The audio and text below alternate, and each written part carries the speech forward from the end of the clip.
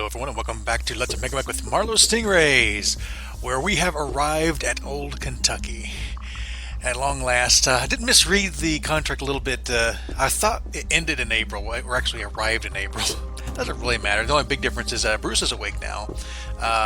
And I've done some changes with him. There's actually a lot of things that's happened between the last time I recorded and now. This first video is probably going to be mostly going over these changes. I did go ahead and advance to the next week, where we do have a couple battles here pending. The first one is going to be the A team is going to be doing a hold the line battle against these guys, which is actually a pretty light defense, but that is okay. A couple things here I'll probably want to try to change before we actually start rolling for reinforcements, which kind of brings us to the next thing. Now, like I said, this first video, there's so much to go over. It's going to be a rules and setup video. We're going to go over the order of battle.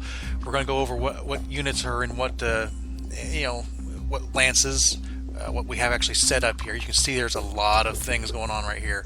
But if you're wanting to just go straight to the battle, I'm not going to be offended if you just skip to the next video. But for those who care and want to know, and I don't know why you wouldn't, let me see. I think it was Friday I got my copy of Campaign Operations, in addition to Interstellar Ops and Total Warfare. But the interesting thing was Campaign Operations, and there's a lot of interesting things in here. A lot of it is kind of interesting but not really relevant to the Stingrays. But one of the most relevant things is actually the idea of mech roles and mech formations, which I have just got giddy when I was reading these rules. I can use these, so we're using them, even though they don't work perfectly well, because mainly because Megamek hasn't been updated to that level. Which reminds me, I have updated to the 42.1 stable build. All that really has added is basically some improvements to the infantry, which are exciting, but it is kind of buggy. It's kind of going on down here. I was doing some testing, and I was trying to figure out, for some reason, the foot and jump, you can't modify them, but I'm sure that'll get sorted out. I've put it in a bug report, and eventually it'll get fixed. It is always in development, so bug could crop up, no big deal really. One of the hard things is, oh man, where to start? But let's start with the new rules. I've for those who are familiar, on our Steam page here, our Steam group page, I've had different rule changes here that I kind of put up the proposals in general, and then down here I'll move them to implement it when we're done. But I'm rejecting the infantry combined arms and embedded administration stuff. We're not going to use those in lieu of these new rules. And I've added in combat search and rescue, reinforcement, and the bionics. Bionics, I believe I touched on last video. Reinforcements, this is kind of something that's we were working on for a while now, and basically I just revamping how reinforcements are figured, which I'll go over this in more detail once we get into actually rolling for reinforcements for our battle.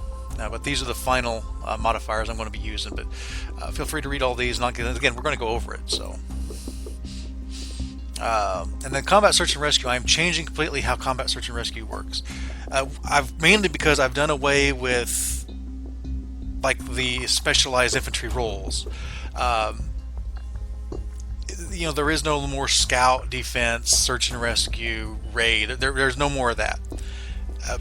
Basically, each company can have so many detachments of non-core units. Core units in this case, since we're a battle mech unit, our core units are battle mech lances.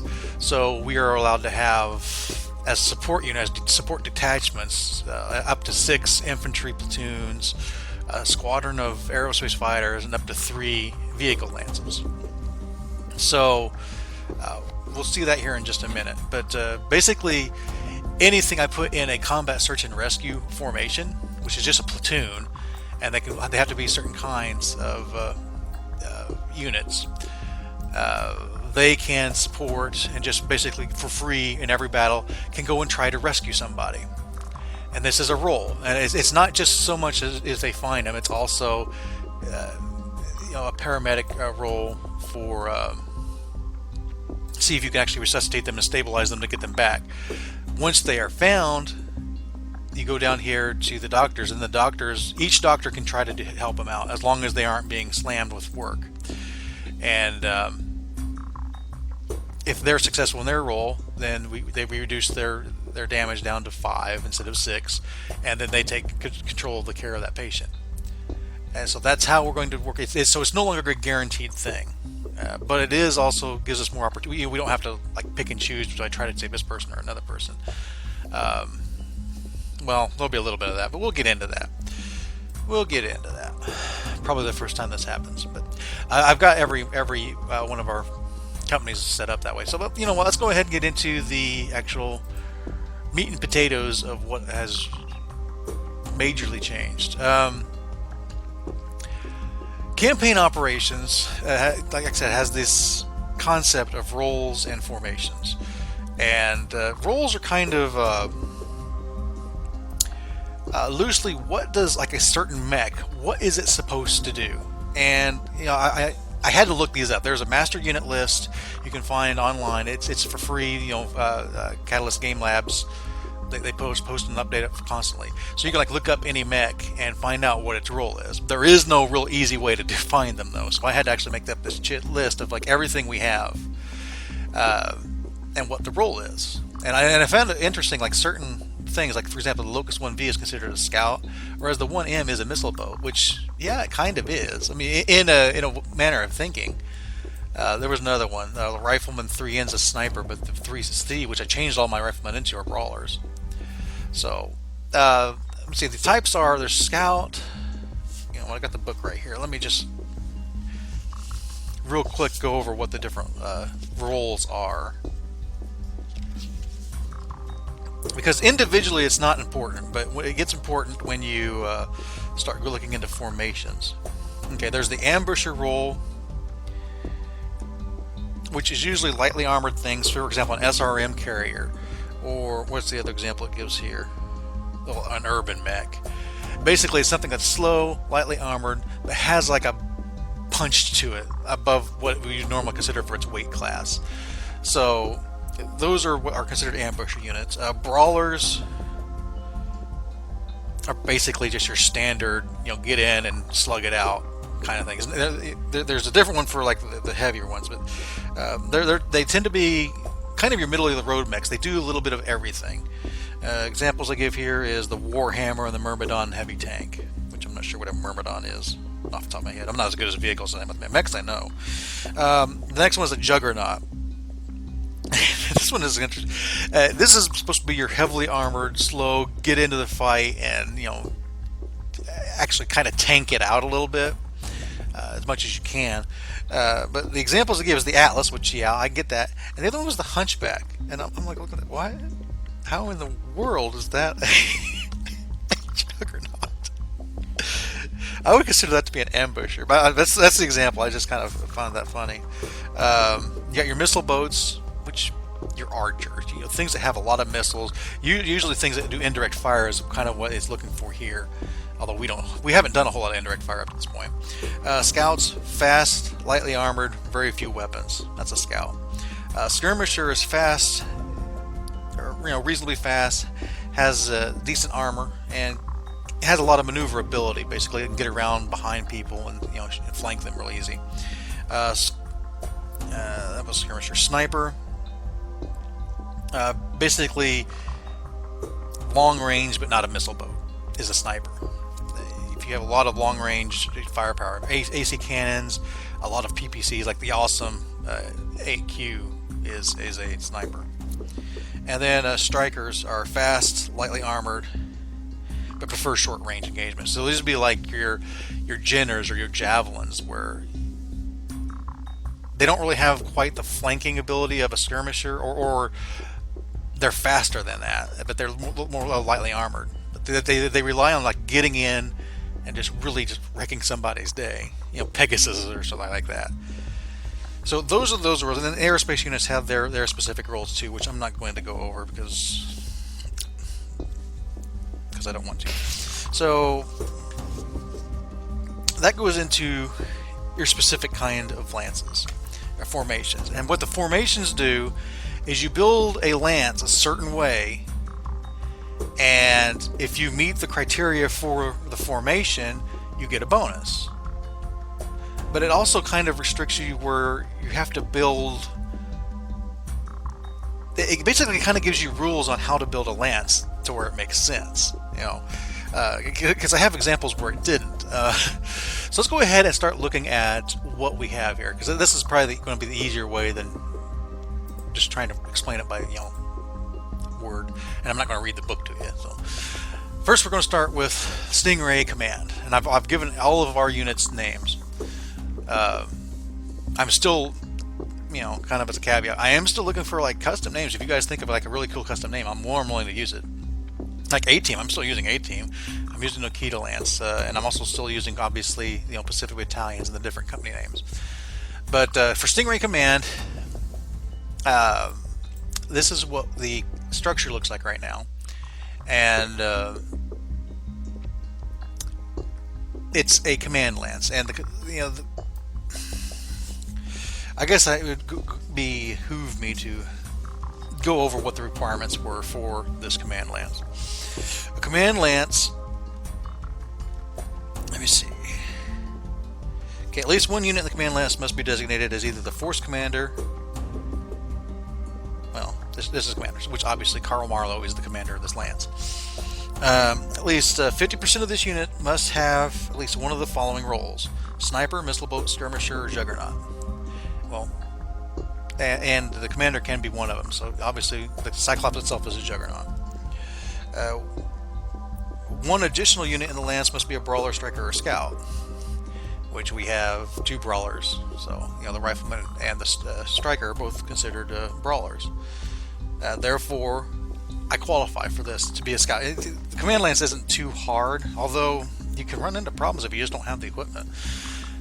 So basically, what I'm getting out of this is 2 of my non-commander units receive one of the following, and there's actually a longer list than this, but not everything has been implemented yet. So really, it's multitasker and eagle eye is the only 2 I really can get out of that. And I ended up putting that on the Shadowhawk and the Thunderbolt, which I've kind of marked what I've put extra things on with this asterisk, because if I ever move these people out of this formation, or and in their case I think I gave them maneuvering ace, both of them maneuvering ace. Yes, no, multitasker. He's married, and he came in with melee specialist. That's another thing I've done, is I've gone through and every character that was a veteran or elite that didn't have, for whatever reason, abilities, I went ahead and rolled some up. So you might see that. I don't remember who was what. So I can't really tell you what all was added. But where were we at? We were at here. So those 2 got the maneuvering ace, and basically, if I remove them, I have to go back in and remove this ability from the pilot itself. Then the commander himself gets tactical genius, or +1 initiative for the entire lance for the battle if he already had it, which he didn't already have it. So we went ahead and added tactical genius to Marlow. So that's what the Stingray Command looks like. It is a Cyclops, a Shadowhawk, a Rifleman, a Striker, and a Thunderbolt. Also, you'll see here I have a reinforcement TN of 19. The reinforcement rules, all those modifiers, there's the static part of it, and then there's the variable part of it. I basically went ahead and calculated what the static part is every time. That way I can really quickly see what the base is for each individual lance, and then I'll know based on the battle, basically, is what the additional modifiers are, what to modify this number for before I do the roll. Makes it easy. Let's go down here to Stingray Company. Okay, first we have Gardner's Command Lance. I went ahead and put her in a Command Lance as well. I gave this Orion, and I didn't mark the other one. Okay, who else has multitasker? You're the Orion. And Jesse Nardine, I didn't mark him. Let's go ahead and do that now. They have the multitasker skills, and of course she got Tactical Genius. So this is a Banshee. Something interesting, this Banshee is considered a sniper. I never use this Banshee as a sniper. It is get in and start smashing phase. Most of this is, there is actually a lance formation that is designed for melee combat, which I might look into. This one would be perfect for it, with a Banshee, the Crazy Ivan himself. And Crazy Ivan, since this is a special variant that I made, I ended up just seeing what the Axeman was, and it was a skirmish, so I made it a skirmish as well. So you've got the Crazy Ivan, the Shadowhawk, an Orion, and Guillotine. Something else you'll notice here coming up is the rule that says that if I have a liaison, I can't have six mechs. I brushed that. I'm not interested in that rule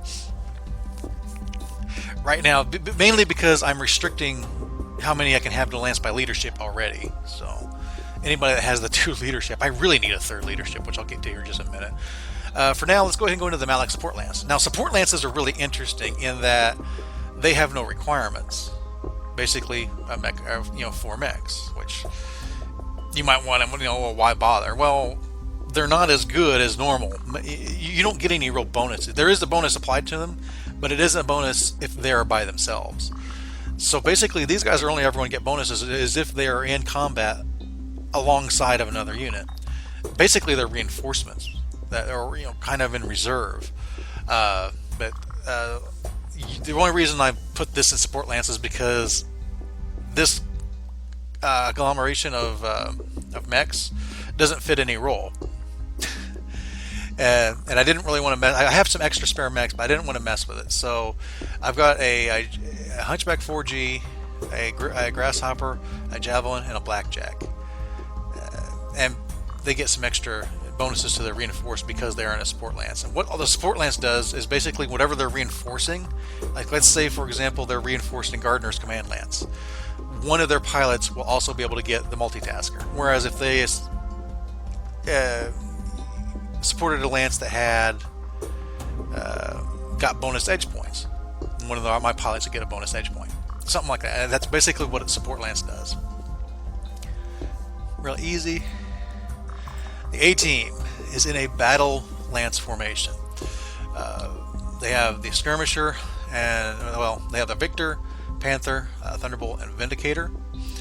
And what you're supposed to get out of having a battle lance is 6 points of luck. And what luck is basically it's a pool that my lance would have. And then if I made a roll for like gunnery and I missed, I could choose to use a luck point to re-roll it. That's not in the game, so I just made it edge instead. And what these marks are is how many edge points I distributed those 6 points. So I've got 2 points of edge to the Victor, 2 points to the Thunderbolt, and then 1 each for the Vindicator and Panther. That would be the A-Team. You notice here we have Martinez Strike Squadron in this one. And it's divided, I kept him divided into his flights because when this is all my reinforcement rules, but basically if this guy reinforces, only one flight gets to reinforce. It doesn't do the entire squadron.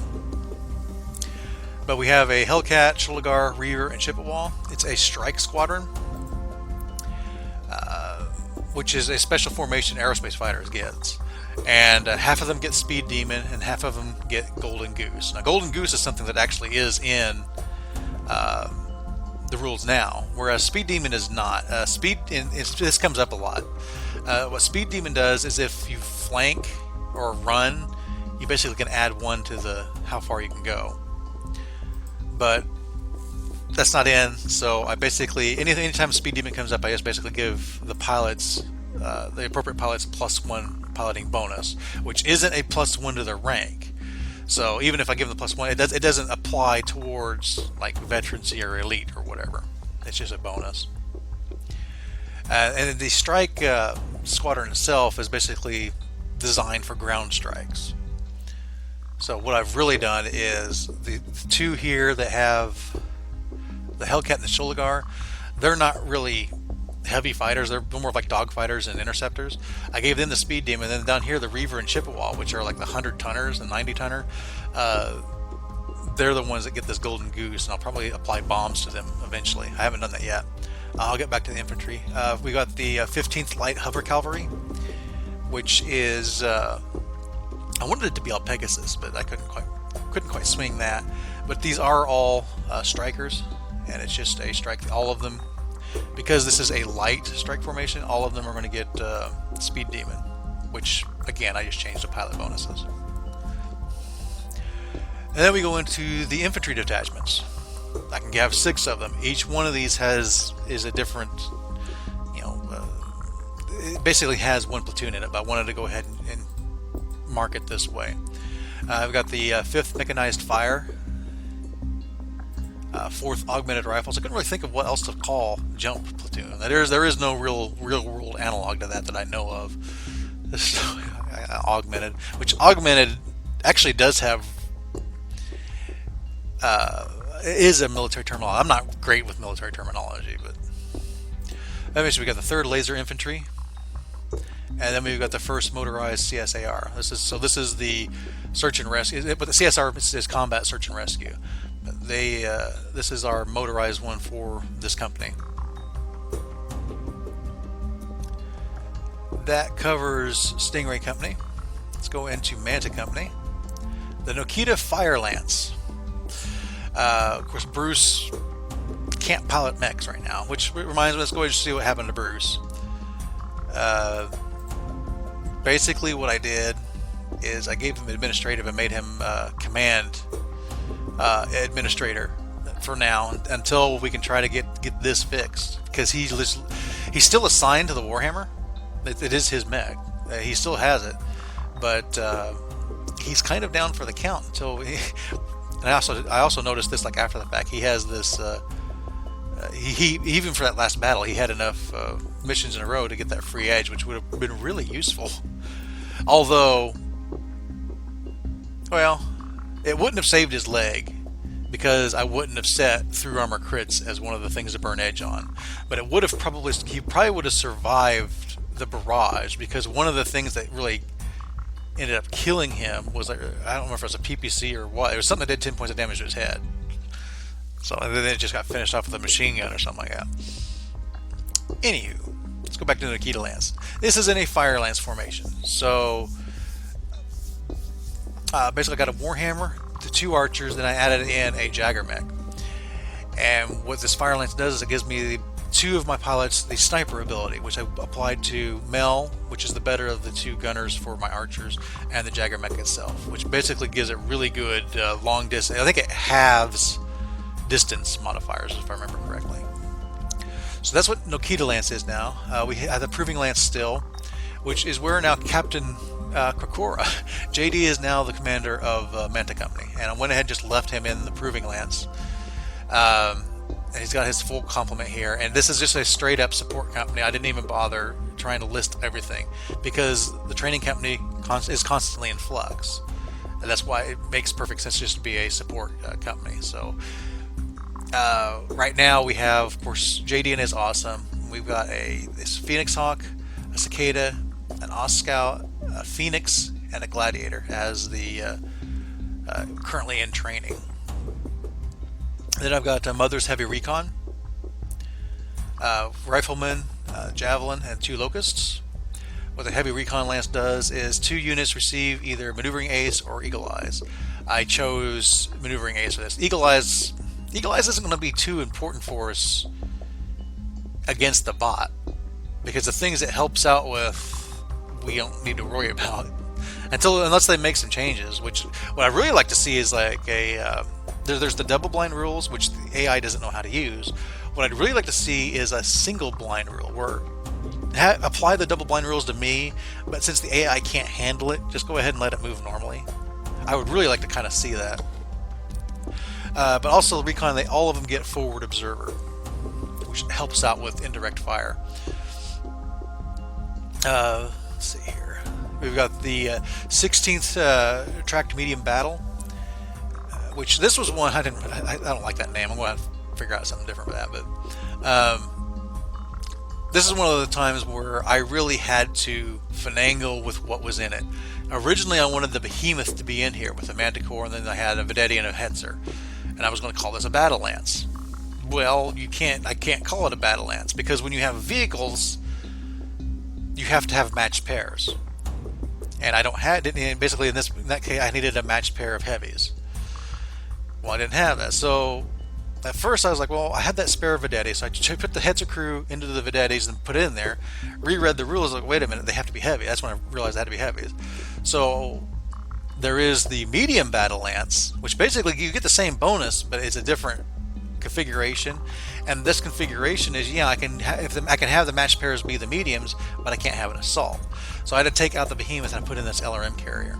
So right now we have the LRM carrier, a Manticore, and the two Vedettis, and then I've got the edge points distributed, 2 in the LRM carrier, 2 in the Manticore, and then 1 in each Vedetti. Up here in the infantry divisions, we have 2nd Mechanized Field Artillery. So this is where our field artillery is at. 6th Anti-Mech, this is our Anti-Mech specialist. And the Anti-Mech is actually a formation infantry can be in. However, there is nothing I can even approximate. Matter of fact, you can't even add like quirks to infantry, so yeah. I could technically try to do something with like augmented soldiers, but that's a lot more busy work and still kind of new. I don't really want to mess with that. I've got the 7th Armored Rifles, which is a flip platoon, but they have a Maxim heavy transport that transports them around. I've got the 8th Mechanized Fire, which is actually our second one. Then the 14th Armored CSR. It's 2 rifle squads that has a wheeled APC that kind of trucks them around. And finally, Skate Company. We've got the Rogers Fire Lance, Marauder, Griffin, Hermes, Griffin, and Centurion. What's interesting is these Griffins and the Marauder are all considered snipers, so this really worked out well for the Fire Lance. I made Speedy and Captain Rogers the snipe. Give them the sniper perk, so they're even better than they were. I've got the Martian Air Pursuit Lance. Well, this one's interesting. Basically, it's a Pursuit Lance that also has an Air Lance modifier on it. The Air Lance modifier, basically I can add a flight of aerospace fighters as long as they are of the same type. And I have those 2 Thrushes. So that's who is going to be part of this lance. So whenever this lance deploys, these guys deploy with it. And also because it's a Pursuit Lance, I had to actually match that as well. They get bonuses for Pursuit Lance. However, the aerospace fighters do not get the bonuses of whatever like formation these guys are in. Which is basically they get the Bloodstalker ability, which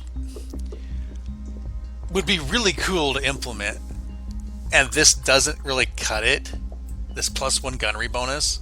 What Bloodstalker is supposed to do is you can single out a single enemy, and all of your attacks against it, you get +1 to your bonus to your gunnery. However, anything else you try to attack, you get like a -2. So, but I just went ahead and just substituted +1. I just could not think of anything else to give them. And I applied that to the Scorpion and the Valkyrie, and the Javelin. Basically, the Phoenix Hawk is the only thing I didn't really worry about that with. Okay. Then, of course, like I said, these 2 Thrushes. And then we have Metz's Strike Lance. And of note, I have a Jean Dumas. This was was submitted by Ronan. John Dumas is an ACAB Legion defector and goes by the call sign Scyther. Being from the ACAB Legion, he favors medium and light mechs within the rescue and raid style, or recon and raid style. After being repressed by Kurita and being made dispossessed due to not following orders, he has traveled far to come and join Marlow and his Stingrays.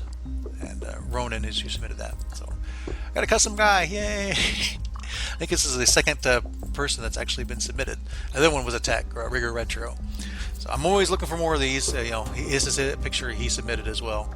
So a special thing that he actually took part in a chase battle in the last contract, but he was named something different.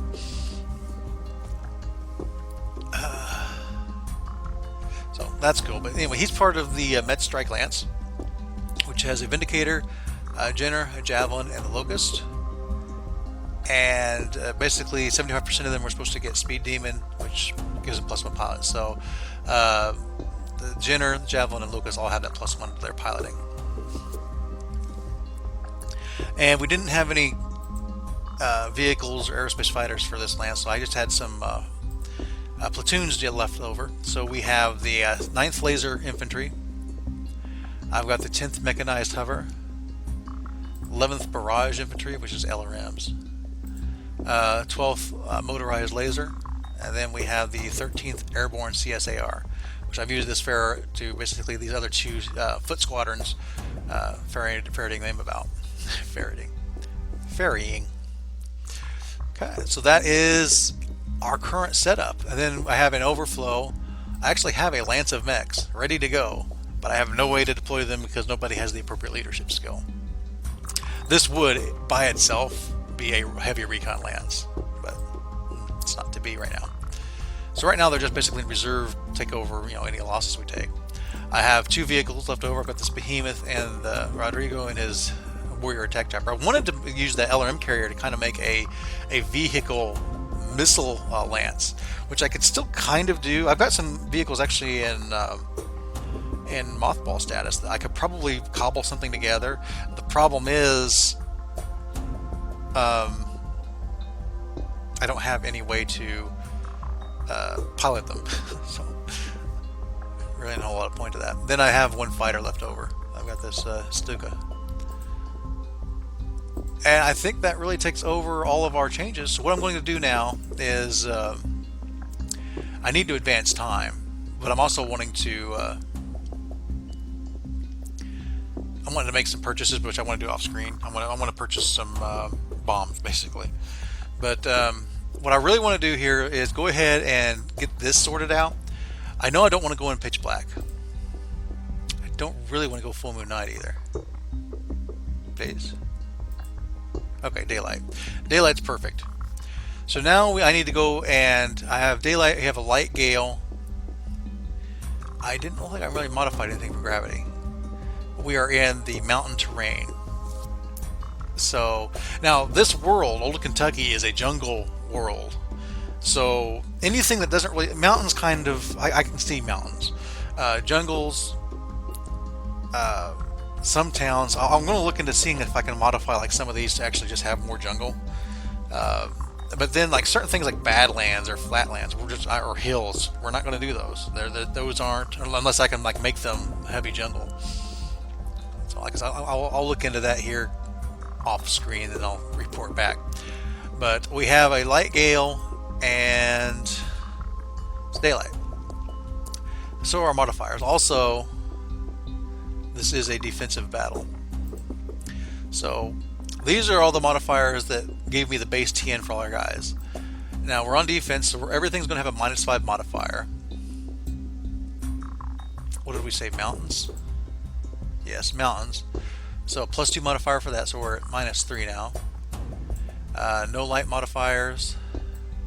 Light gale +1. So basically a -2 modifier to everybody.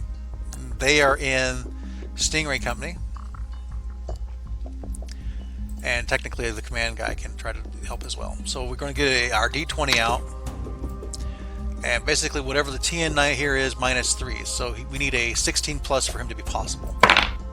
Okay, he's possible. Gardner command. We need a 17+.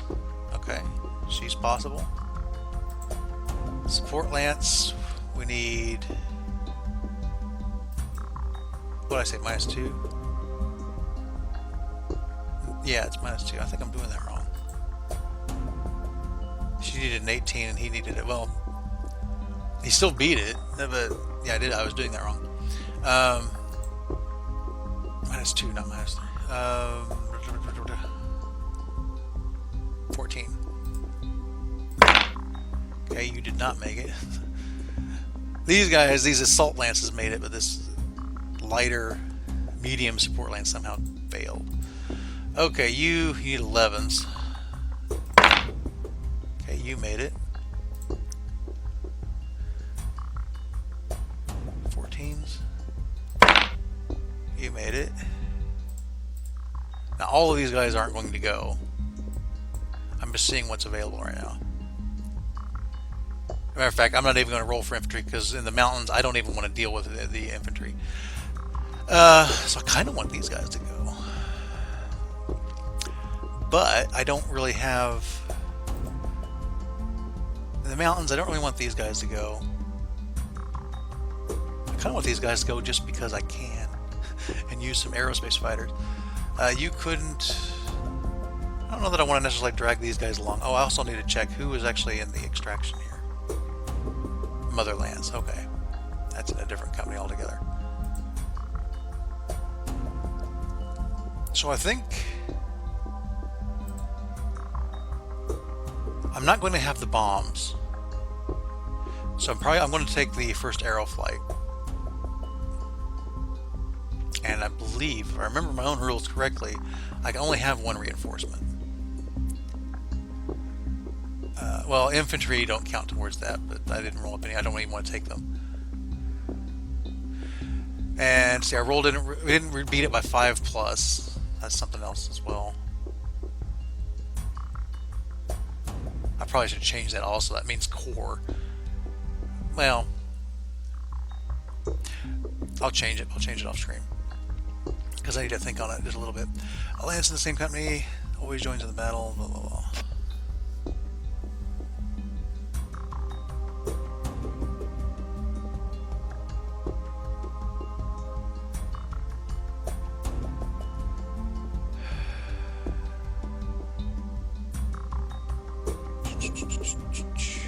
Subordinate regiment.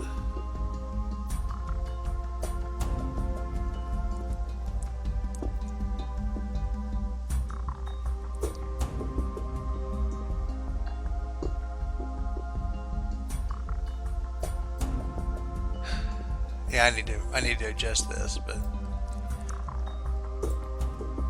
I can technically if I wanted to, if I was desperate, which I'm not really desperate for this fight. If I was desperate, I could try to go to like some of these other ones and try to roll up them as reinforcements, but it's at a +5 modifier, I believe. Where did I put that? I know I put it in here somewhere. I wonder weather modifiers, which isn't really the right place, but yeah, same company uses a +5 modifier to all that. I think I'm going to be happy with this. We'll have the A team, give them some air support, and that's where we'll do it. I'm going to go ahead and cut in here because I really don't know how long it's been, but I've had a lot to go over. I really wanted to go over it, and yeah, I'm actually kind of in a position now where I'm wanting vehicle crew more than I'm wanting mech warriors because I can't put my mech warriors anywhere. At least not for a little while. I need to get some people skilled up. So we'll leave it there. When we start back up next video, I will be at the start of the battle. I'll go ahead and do the purchases I want to make and go in advanced days and actually get the everything all set up. So until next time, crash and burn.